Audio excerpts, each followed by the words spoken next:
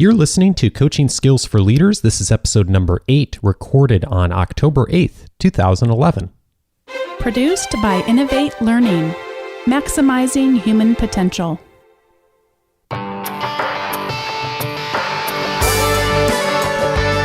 Welcome to Coaching Skills for Leaders. My name is Dave Stachowiak.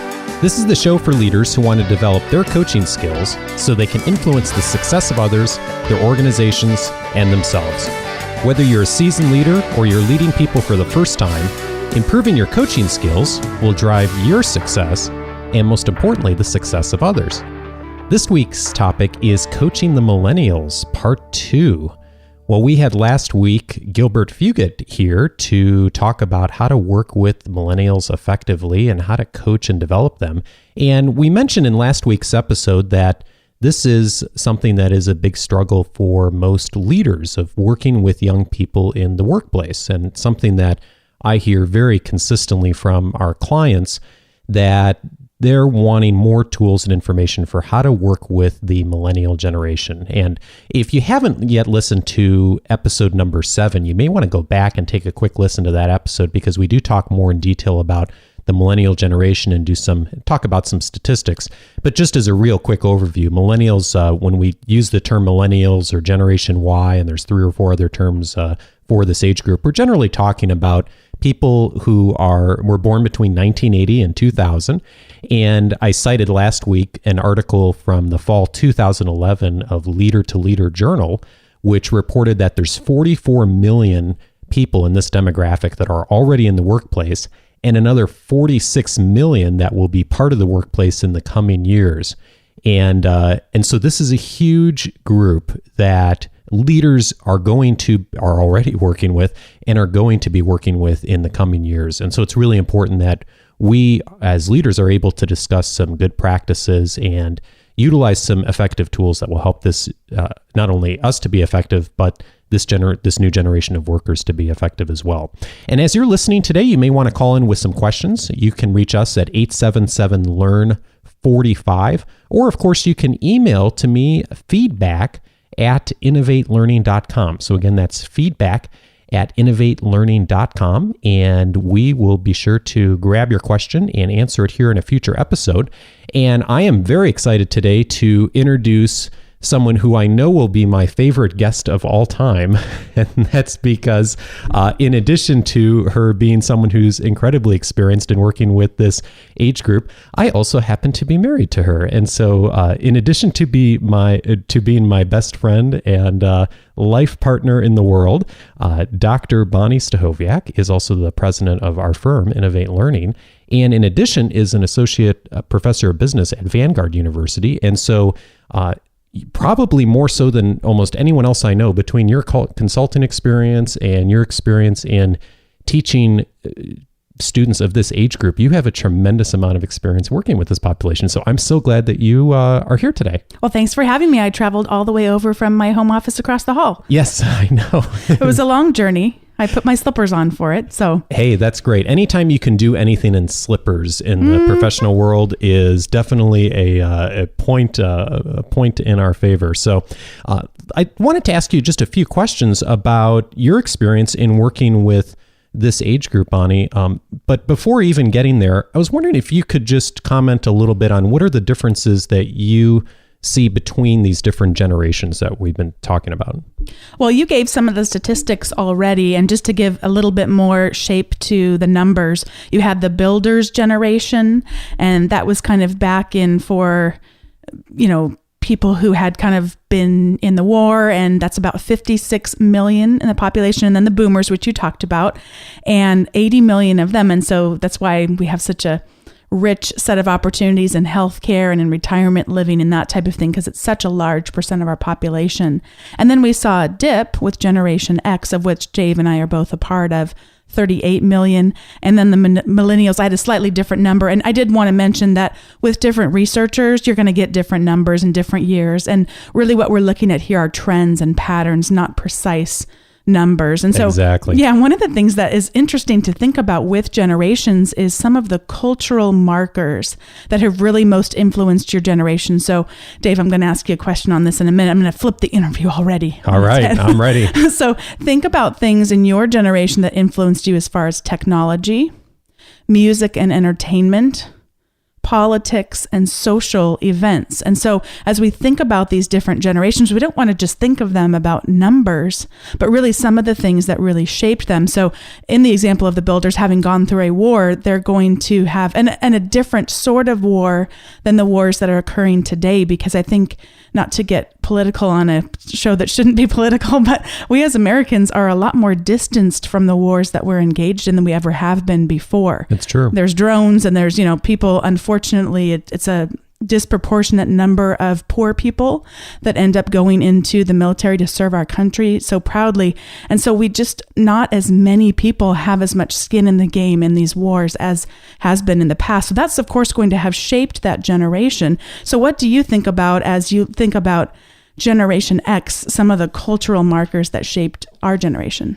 Well, when I was a young child, Ronald Reagan was president during a good part of my childhood. So I think of the Cold War. I think of the the Soviet Union and that whole challenge that the country went through. And then technology was just starting to emerge as far as personal computers. When I was, I think, 6 years old, my dad bought our first personal computer for our house, and so my childhood was really certainly a big part of it was learning how to use computers and technology. But this was still before the internet. The internet didn't really show up in our lives until I was in late high school, early college. And so those types of, it was an interesting time. It was, but those types of things are the things I remember when I think of cultural things that were going on. Was us getting used to, and processing a Cold War, but also getting used to how technology was starting to emerge in our lives.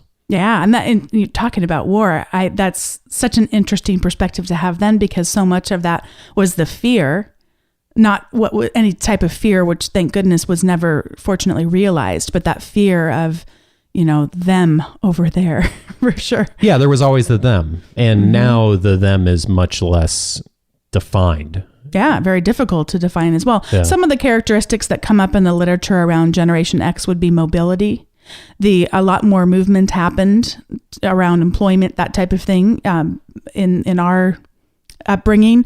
The sense of wanting to have more life balance, having the technology, which you mentioned, informality. So we went from the baby boomers and the builders who were a lot more formal, particularly when you think about in the workplace, and then we came in and kind of mucked things up a bit with regards to our true informality. That's definitely a distinction I've noticed over the years. I think back to my parents and my dad and the work that he did, and particularly growing up in the Midwest, of being a very formal, structured workplace culture, and also just a social culture as well too. And now we really have kind of shattered a lot of those formalities of culture that we used to have.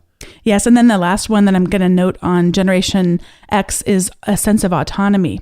And Dave, I'll ask you to post in the show notes one of my favorite videos. It's only 2 minutes. So if any of you listening have a chance to pop over to the show notes for this particular show, highly encourage you to watch it. And it's a 2-minute video. I think it's 2 minutes about how to best motivate people today. And it was research around the book Drive, the surprising science behind what motivates us. I think you may have mentioned it in a previous show too. I believe I did. And I'll post that online for folks who want to grab that. That's at innovatelearning.com. Look for episode 8 and we'll have that online. Thank you. And so one of the things he talks about in that book, and as well as in the video that we'll post, is the idea of how much, when we give people autonomy, how much more they're motivated. And autonomy, that desire for autonomy, comes up a lot with regards to Generation X. And I tell you, Dave, that really resonates with me. I feel like if you just could hook up a monitor to me of my motivation levels, and you want to see those motivation levels soar, give me autonomy, give me a challenge, and then I'll start heading toward it. And I really can get demotivated when people start to have me lose that autonomy. I lose a lot of the sense of meaning and purpose around my work. It's one of the things actually that we've talked a lot about with clients that we've worked with recently who are learning their coaching, how to be more effective coaches, to people that they're leading in their organizations is how to give them appropriate autonomy. And that's really, in many cases, a new concept for a lot of people who have, or, are from those previous generations and grew up in a different workplace and grew up in a different environment. And I know I resonate a lot with that. The more autonomy someone gives me in workplaces that I've had, the more motivated I am to want to succeed and to want to continue to grow. I'm sorry, go ahead. Oh, I started with Generation X, but I'm going to move back a little bit now and look at the builders and the boomers. We are not the first generation, and the generation that we're talking about now, the millennials, also referred to as Generation Y. This is not the first time. There have been differences in how people perceive events and what really has shaped generations. So looking back at the generation of the builders, this is really a generation that thought a lot about authority and really valued hard work and delayed rewards. And I think about, for me, this is my grandparents and really how hard they worked. My family on my dad's side was always in agriculture and farming, and they grew and shipped flowers. And that was just hard work. And that was really valued. And that was something that was just not even questioned. This whole idea around life balance, these are people that had gone through the Depression, and it's kind of like, are you kidding me? We need to feed the family, and just more of that real sense of honor behind the hard work and delayed gratification. We were talking at breakfast this morning about the distinction between generations and personality and how sometimes people muddle those distinctions. And you had some really interesting thoughts on this distinction, Bonni. Could you share that as well? Sure. A generation is going to be comprised of one's age, which we've been talking a little bit about age, and then the conditions in which they grew up and had a lot of their values and behaviors and really what motivates them shaped.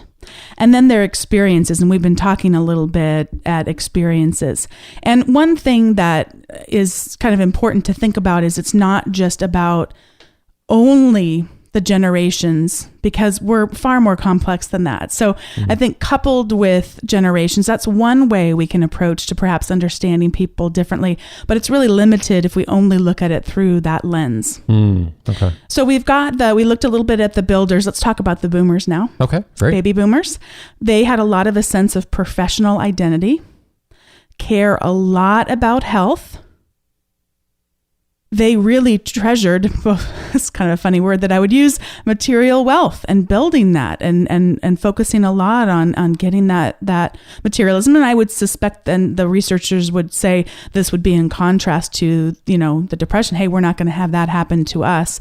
And also this sense of optimism and some of the cultural things that just might touch base if you talk to a baby boomer, the Beatles, President Kennedy, the first man walking on the moon, the moonwalk, and Martin Luther King Jr.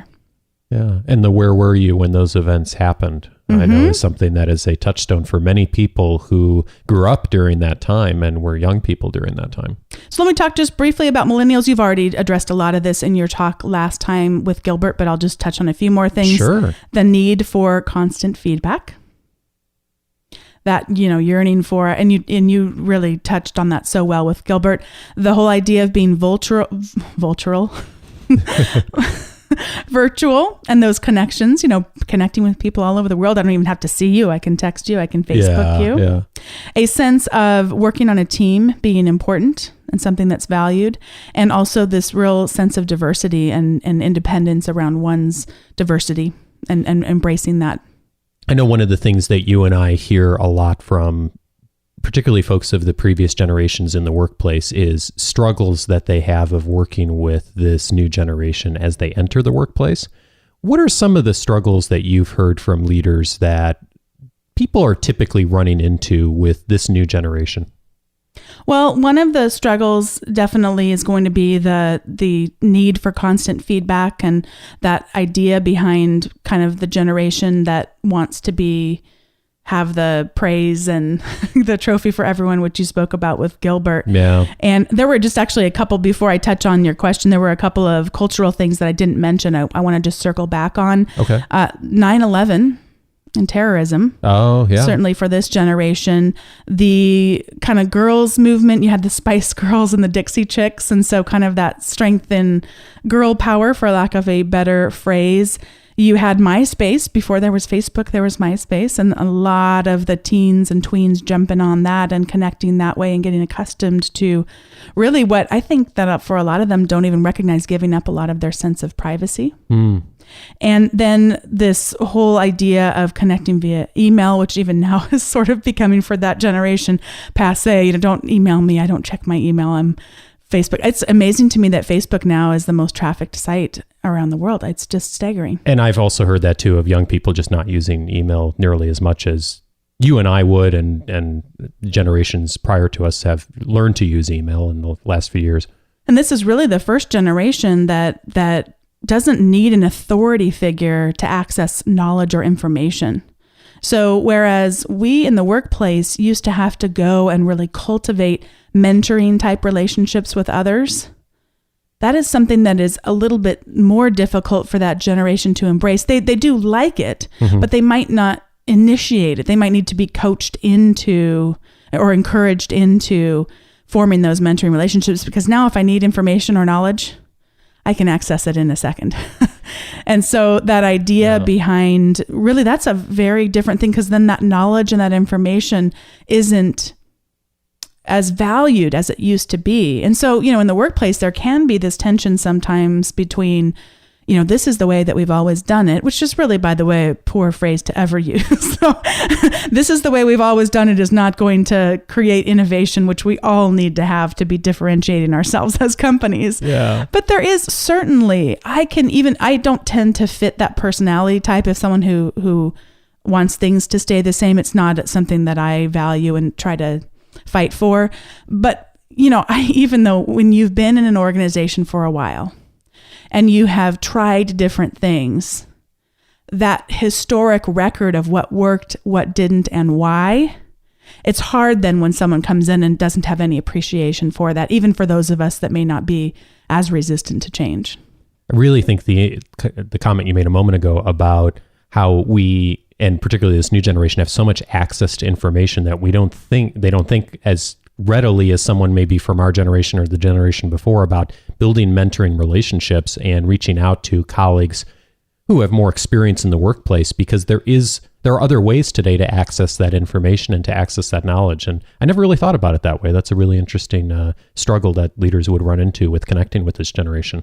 And what do you find that works effectively for leaders if they want to be able to either give praise or to give feedback or coaching to this generation? Because I know you mentioned that, kind of that regular interaction and feedback's important. What have you found that's worked with leaders? Well, one of the things I want to say, even before talking about this generation, is that the advice I would have would really apply for working with any generation. And that even though I think that sometimes as I've talked with people and worked with clients, the people who ask this kind of question of, what is it with these young whippersnappers? I don't get it. That the advice I would have for them with regards to a younger generation entering the workforce is actually oftentimes, if not always, the same exact advice I would have for any person that you are leading in an organization. So first off, one of the things, yes, with this generation, but boy, do I see it with all generations, is to be proactive in responses to conflict. We cannot, as leaders today, afford to be avoiding conflict ourselves. And this needs to be a skill that we hone and that we practice. And it isn't one of those things that you just wake up one morning and you're done.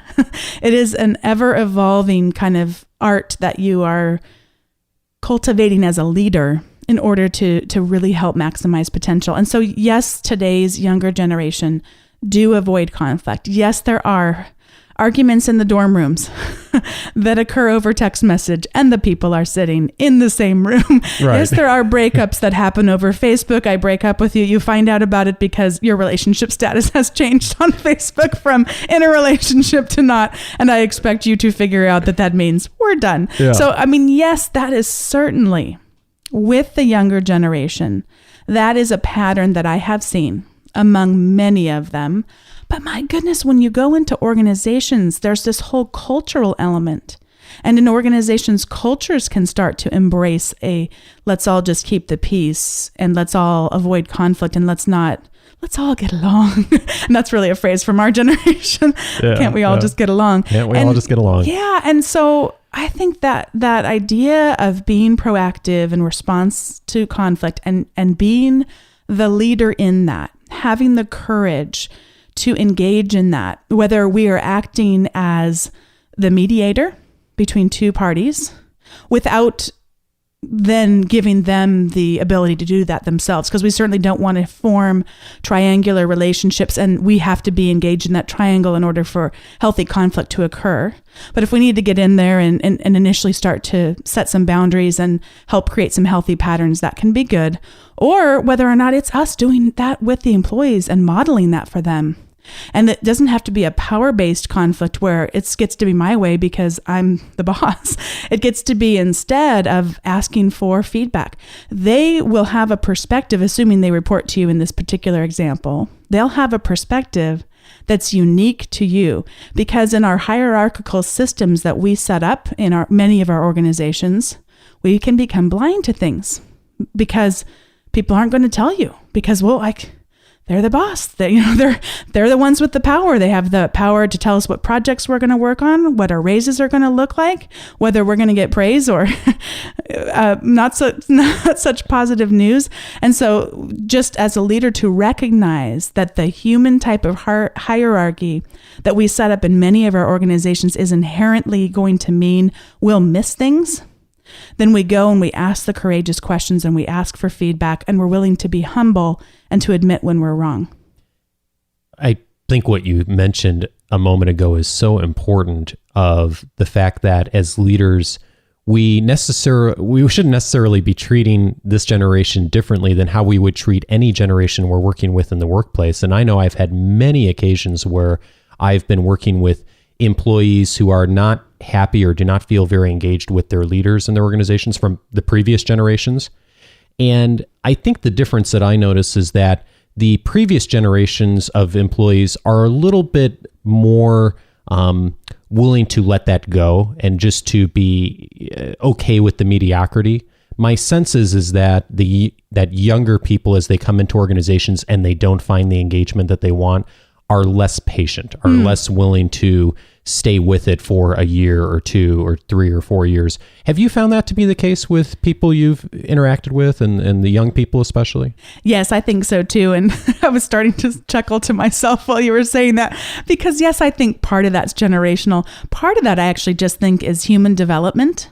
And so and then just life stages. There is the reality of when it's just you, and especially because today's generations are actually living with their parents for so much longer than our generation. That is a huge difference. Well, it's a demographic change that happened practically overnight. Yeah, because usually these social changes take longer to take place. And so that's remarkable for them. What do they have to lose? For them, the loss is, I just go live with my mom and dad for a while, and we'll just get it figured out, and I'll get back out there when I find something that I like. And so I think that could be the generational thing, but it also could just be life stages. And I can remember when I had my first job out of college, I just didn't really see that as an option. I mean, yeah, I knew that it was an option. I had a great relationship with my parents. I still do. And so that always is an option, but it's just not one I really want to digest as easily as I think today's generation does. That's good to know that you're not planning to go move back with your parents anytime soon. Because you'd be coming with me and your parents' allergic cats. To animals. Yeah, it wouldn't work out. There'd be a lot of dog and cat hair going on. It would be tough. So what advice... If a leader came to you today, particularly a new leader, and said, Bonni, what advice do you have just in general for me as I'm working with younger people who are entering my organization, what would you say to that person? I think that there's probably 2 things that come to mind here. One is that we need to, and again, this would be great if we did this with all workers, not just Generation Y, not just the millennials, but to be cognizant of doing whatever we can as leaders to tap into their sense of meaning and purpose. To say to them, it's all about profits. Let's figure out how to generate the highest profits we can, is not going to be anywhere near as powerful as what we do as a company is significant. Yeah. we change lives, and that can take on a whole lot of different things. If you think about Steve Jobs, just recently passed away, and that has been all over people's personal blogs and people's personal Facebook updates of the way that this one man, that it's perceived that he shaped their life. Even many people who never met him or didn't work for Apple. Oh, yeah. Yeah. And I mean, talk about cultural markers, he really was, but it doesn't mean that we all have to go work for nonprofits or churches or religious organizations. Unfortunately, I think a lot of today's generation thinks that's their only option to have that sense of meaning. So, but for whatever company it is that, yes, to be sustainable, we need to make great, healthy profits, and to help these employees figure out how they connect to that is important. But if the meaning isn't there, they don't care. They'll just go live with mom and dad again. So really tapping into that. And part of that, the second half of my answer, my advice, would be to also think about then having a healthy level of challenge. So there was this research that was done and it was published in Harvard Business Review, and it's called the Pygmalion effect.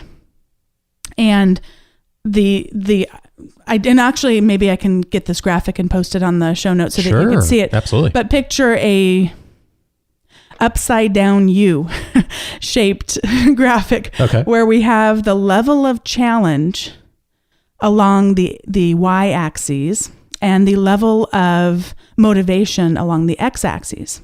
And so what this chart is telling me is that if I am challenged to where I'm stretched a little bit, to where I get to expand my skills and to expand my sense of purpose and autonomy and feeling like I am making a difference, you've got me. Now, you challenge me too much. This generation in particular, because they got all the trophies when they were playing soccer, even if the team lost every game, they would never be able to make a Bad News Bears movie because it wouldn't have mattered that the Bad News Bears, which was a popular movie when I was growing up, never would have mattered that they lost. There'd be no movie plot there because, hey, you still got the trophy anyway. But to be able to tap into, it's not so hard that I'll never be able to make it. Because that fear of failure is very, very present for many in that generation. But knowing that you'll be alongside me to support me, that others will be alongside me to support me, but that I'm going to be stretched a little bit, and what I'm going to do has meaning and actually makes a difference in addition to generating a profit, but that it actually is going to have some significance, can be a really, really powerful thing. Bonni Stachowiak is the president of Innovate Learning, associate professor of business at Vanguard University, and a fantastic person to be married to. Bonni, thanks so much for being here. Thanks for having me.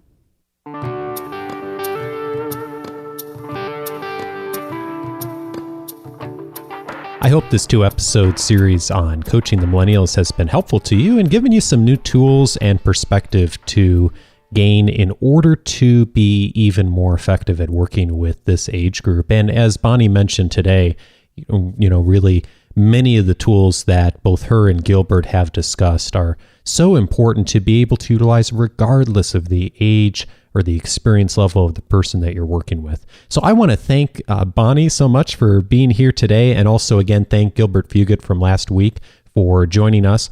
And if you are looking for information on some of the references that Bonni mentioned, I'll be having those up on the show notes. Just go to innovatelearning.com and you'll be able to find the show notes for episode number 8 here.